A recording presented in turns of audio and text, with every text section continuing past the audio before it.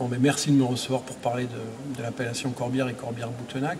Pour situer un petit peu les choses, Corbière est la plus grosse appellation du Languedoc en termes de surface et de volume produit.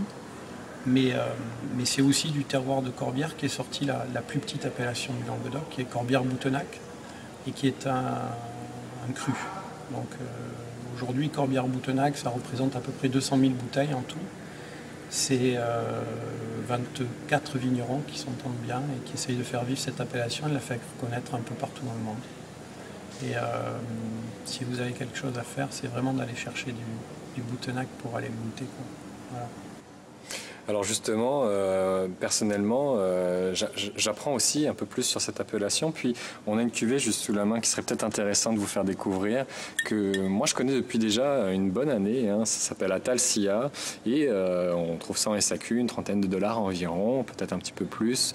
Et ça va vous permettre de découvrir justement, non pas le Corbière générique, mais un Corbière plus exclusif, avec une recherche et un terroir quand même beaucoup plus intéressant au niveau qualitatif. Donc Atalsia du domaine Olio-Romanis, fait par Pierre Bory, pour découvrir cette belle appellation.